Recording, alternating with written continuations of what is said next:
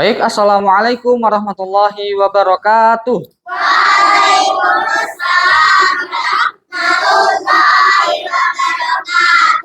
Selamat pagi anak-anak semuanya. Alhamdulillah. Bagaimana kabarnya hari ini? Alhamdulillah. Luar biasa. Allahu Akbar. Tetap semangat. Alhamdulillah anak-anak semuanya masih dalam keadaan sehat walafiat tanpa ada halangan suatu apapun. Baik, sebelumnya saya ingin mengecek kehadiran dulu yang hari ini tidak hadir. Ada siapa saja? Tidak ada ya. Alhamdulillah semuanya sudah komplit hadir dan tidak ada yang sakit. Nah, di cuaca yang kurang mendukung ini, saya harap anak-anak semuanya tetap menjaga kesehatan dan menjaga pola makan.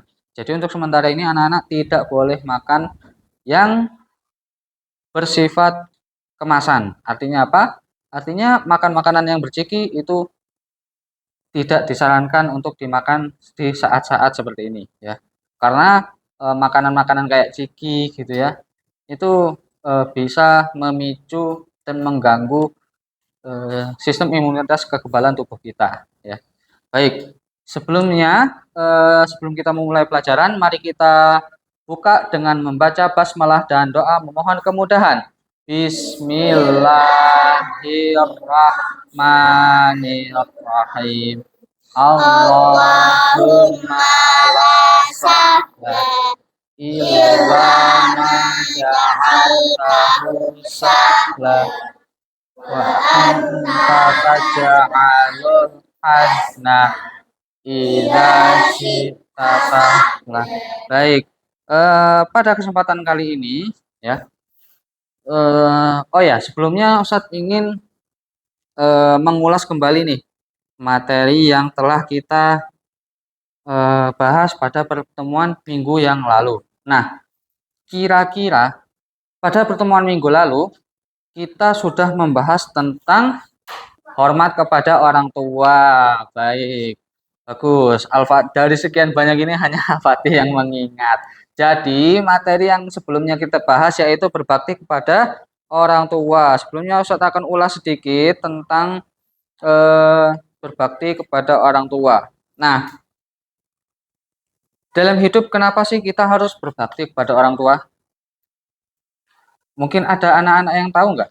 Kenapa sih kita harus berbakti kepada orang tua? Coba sebutkan satu alasan kenapa kalian harus berbakti kepada orang tua. Yuk, Nesya, apa?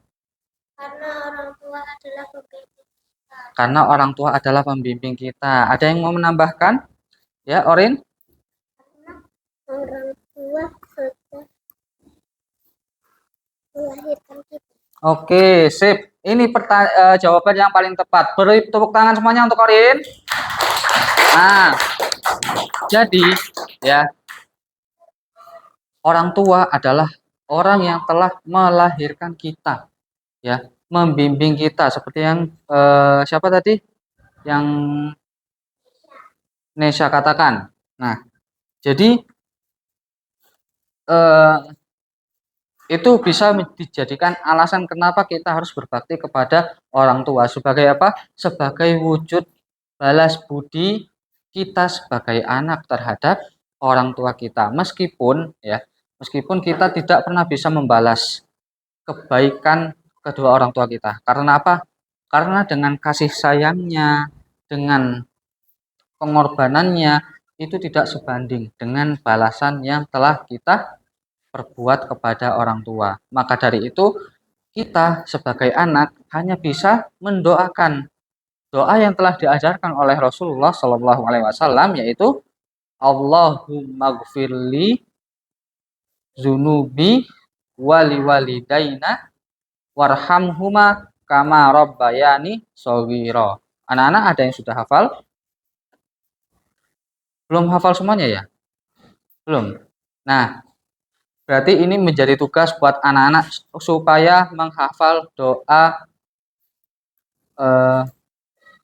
mendoakan kedua orang tua. Allahumma gfirli zunubi wali walidaina warhamhuma kama rabbayani shaghira. Nanti insya Allah saya akan catatkan ya. Nah, Anak-anak, pada kesempatan kali ini kita akan membahas masih berkaitan dengan materi yang telah kita bahas kemarin ya, yaitu taat kepada guru ya.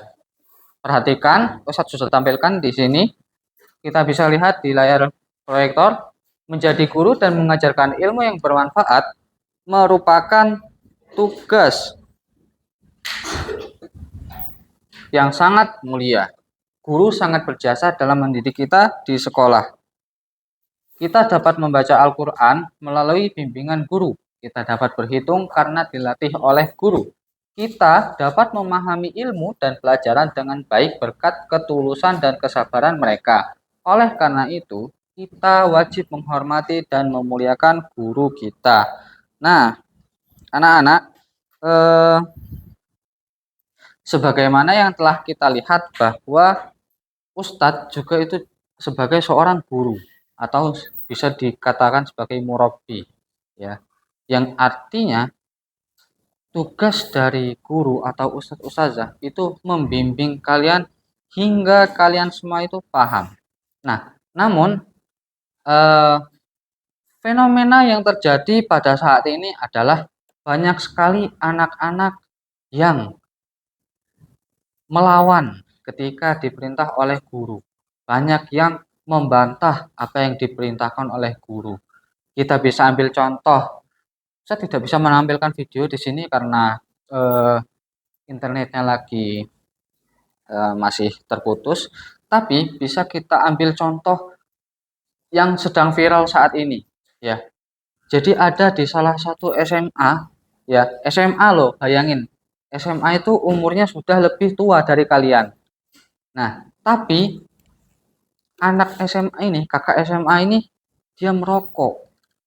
Ketahuan sama guru. Akhirnya apa? Mungkin saking anak itu susah dibilangin sampai dia merokok di area sekolah, akhirnya ditampar. Lalu apa yang terjadi? Si anak pun melapor ke orang tuanya dan orang tuanya melapor ke polisi. Nah, ini yang menjadi penyebab hilangnya barokah ilmu yang didapat oleh anak itu ya. Karena apa? Karena anak itu telah melanggar perintah yang telah ditetapkan oleh guru, yang dimana perintah itu bukan semata-mata karena guru tersebut itu tidak pengen disanjung atau pengen dipuji, enggak. Semua itu demi kebaikan mereka. Semua itu demi kebaikan murid-muridnya ya. Jadi jangan sampai hal seperti ini terjadi kepada anak-anak yang ada di sini ya. Patuhi perintah dan larangan yang telah disampaikan oleh guru atau ustadz ustazah kalian dimanapun dan kapanpun, entah itu guru ngaji, entah itu guru bahasa Indonesia, bahasa Jawa, IPA, IPS, pendidikan Pancasila, pokoknya guru yang melingkupi semua apa yang telah kalian pelajari darinya harus kalian hormati ya. Karena apa?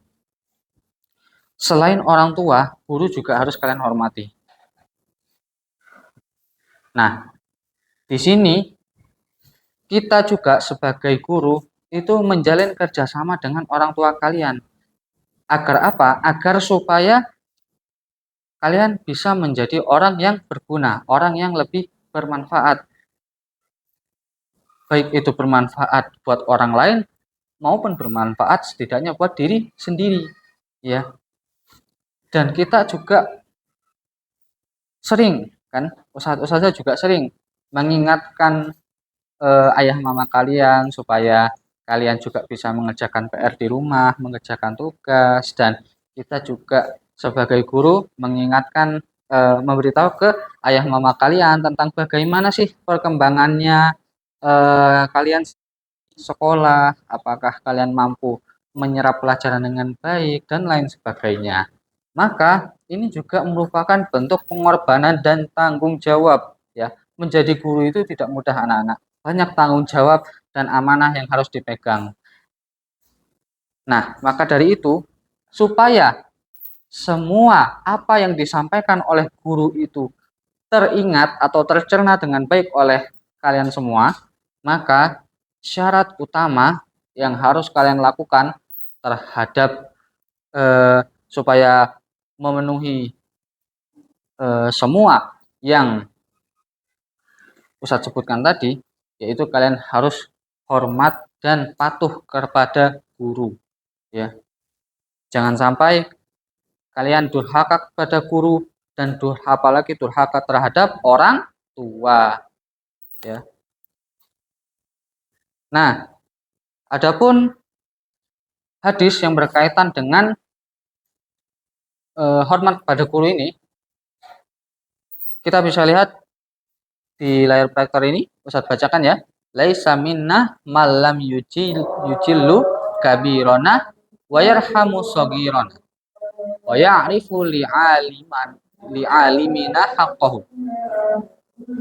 Bukanlah golongan kami siapa yang tidak menghormati orang yang tua, tidak menyayangi orang yang muda, dan tidak menunaikan kewajibannya terhadap ulama atau guru. Hadis riwayat Tirmizi. Nah, ini merupakan pentingnya kalian dalam menghormati guru, ya. Karena guru atau ulama itu termasuk pewaris para nabi, ya. Ulama itu pewaris para nabi. Karena apa? Karena ulama itu adalah yang menguasai segala ilmu dan kebiasaan-kebiasaan nabi, ya. Kemudian ini bentuk atau perilaku yang bisa kalian lakukan sebagai wujud hormat kepada guru. Nah, yang pertama, ini yang paling harus kita lakukan. Terlebih dahulu mengucapkan salam apabila bertemu dengan guru. Nah, Ustadz juga pernah menyampaikan ya kepada anak-anak bahwa keutamaan mengucap salam itu adalah yang kecil kepada yang besar, yang tua kepada yang muda, yang muda kepada yang lebih tua, kemudian yang berdiri kepada yang sedang duduk, seperti itu, dan lain sebagainya. Nah, yang kedua, berbicara kepada guru dengan santun. Nah, ini yang masih banyak terjadi khususnya di sekolah-sekolah yang ada di sekitaran kita, ya. Banyak sekali anak-anak yang tutur katanya kurang santun. Nah, di sini Ustaz tidak mau anak-anak di SD Tahfidzul Quran As-Sukati ini perkataannya tidak santun, ya. Pokoknya semuanya harus bersikap tutur kata yang lembut, sopan dan santun, sehingga anak-anak semuanya bisa menjadi anak-anak yang solih-solihah semuanya. Amin ya robbal alamin. Yang ketiga, memperhatikan pelajaran dengan sungguh-sungguh dan menyelesaikan secara baik tugas yang diberikan oleh guru. Nah, jadi kalau misalnya ustadz-ustazah itu memerintahkan kalian supaya misal nih ya saat pelajaran tahfidz, ayo diulang dulu 10 kali, setelah itu kamu boleh mengerjakan tugas yang diberikan ustadz. Nah, kalau ustadz-ustazah sudah menugaskan seperti itu, kalian kerjakan dulu tugasnya, diulang lagi hafalannya 10 kali. Setelah itu baru boleh mengerjakan lembar kerja yang ustazah sediakan. Jangan mengerjakan LK dulu, jangan apalagi sampai minta kompensasi, dispensasi seperti itu. Misal kayak, Ustadz boleh nggak kalau ini ngerjakannya di rumah? Nah, ya itu termasuk bentuk tidak hormat atau tidak taat kepada guru, ya. Kemudian yang keempat, menjadikan guru sebagai teladan yang baik.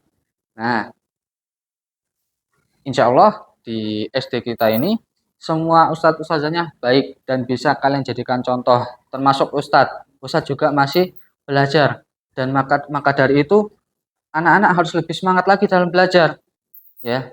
Ini anak-anak bisa menjadikan ustadz contoh, ya.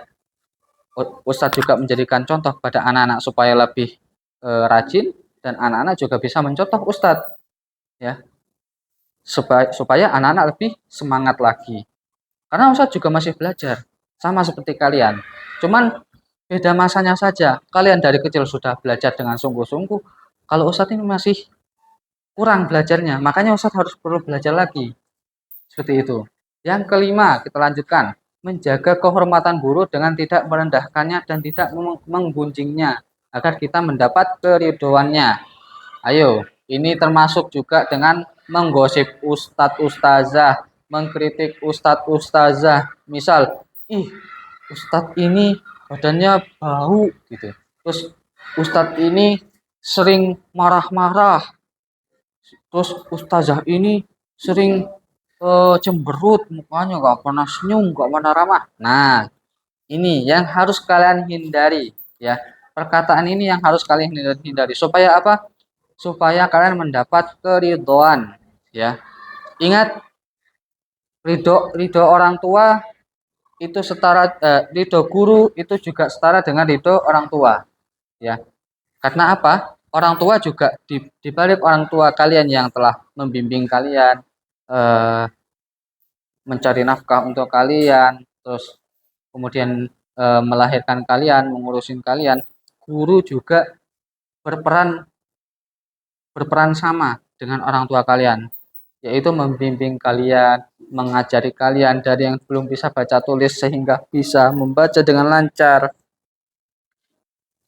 kemudian menasehati kalian di saat kalian lalai dan lain sebagainya, ya. Jadi supaya kalian dapat keridhoannya, hindarilah menggosip ustadz ustazah kalian semuanya, ya. Baik, Ustadz Harun nggak ada ya yang ngomongin ustadz ustazah dari belakang? Nggak ada ya, alhamdulillah. Baik, yang terakhir, mendoakan guru agar senantiasa mendapatkan ampunan, lindungan, dan keberkahan dari Allah. Ini terus terang Ustadz juga masih suka lupa doain orang, lupa doain guru. Karena yang Ustadz fokuskan doain orang tua, doain diri Ustadz sendiri, ya. Nah, maka mulai dari sekarang, ayo kita biasakan mendoakan guru-guru kita atau ustadz-ustazah kita yang telah mengajari kita, ya. Baik. Kemudian adapun keutamaannya, ya. Keutamaan dari hormat kepada guru. Yang pertama, menyempurnakan keimanan kepada Allah. Ini sudah jelas, ya. Yang kedua, menjadikan kita sebagai pribadi muslim yang santun. Nah, yang sudah Ustadz sampaikan tadi, ya. Menjadi pribadi yang lebih santun. Nah, apalagi kita tinggal di lingkungan Jawa. Di lingkungan Jawa harus lebih santun, ya. Yang ketiga, mendapatkan keberkahan ilmu. Nah, ini keberkahan ini sebenarnya mudah kita dapatkan, tapi ujiannya lebih berat. Karena tantangannya yang sudah kita sebutkan tadi, nggak boleh menggunjing guru, tidak boleh ngomong kasar ke guru, tutur kata yang lembut, hormat. Nah, itu yang masih kita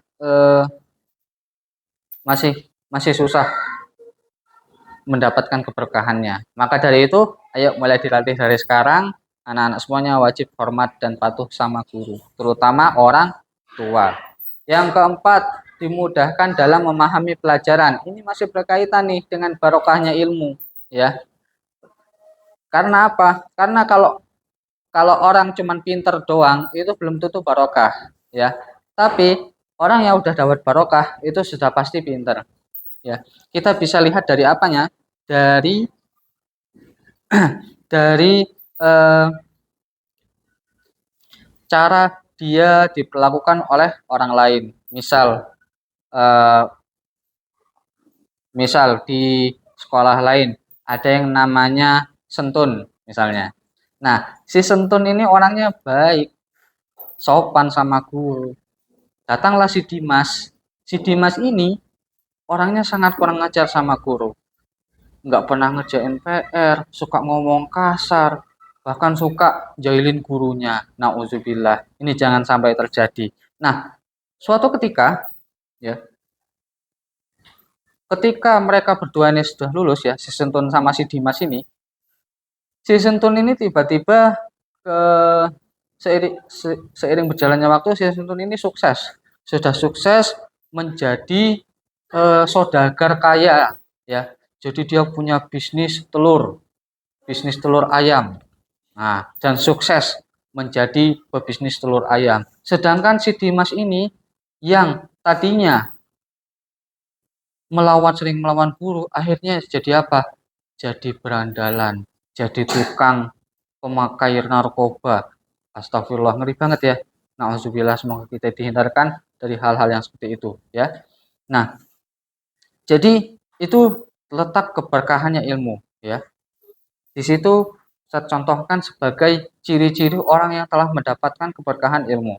Kalau orang yang sudah dapat berkah, itu pasti hidupnya lancar.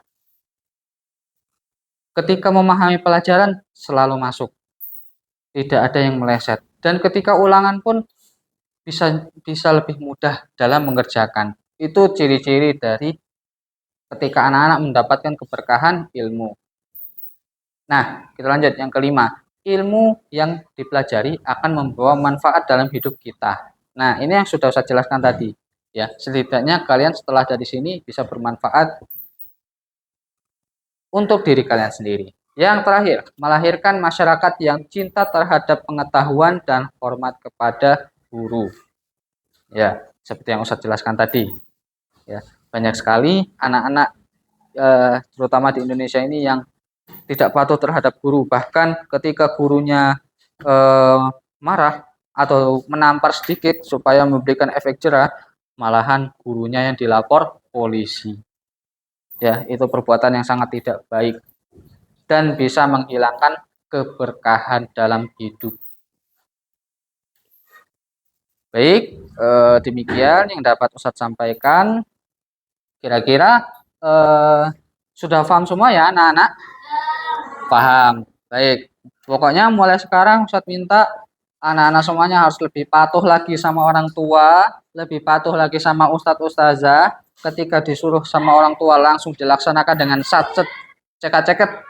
Pokoknya tidak loading lama, ya. Pokoknya anak-anak harus bisa lebih baik dari hari ini. Nah, untuk tugas anak-anak silahkan dihafalkan nanti doa yang nanti insya Allah akan Ustadz bagikan ya. Yang doa Allahumma gfirli zunubi wali walidaina warhamhuma kama rabbayani shaghira. Baik, demikian yang dapat Ustadz sampaikan. Ustadz ucapkan terima kasih karena anak-anak sudah bisa tertib dari awal sampai akhir pelajaran. Mari kita tutup dengan melafazkan hamdalah bersama-sama.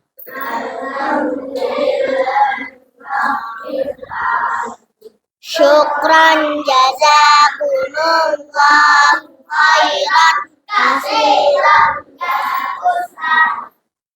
Jazakumullah khairan katsiran anak-anak. Barakallahu fikum. Waalaikumsalam barakallah. Akhiri wassalamualaikum warahmatullahi wabarakatuh. Waalaikumsalam warahmatullahi wabarakatuh.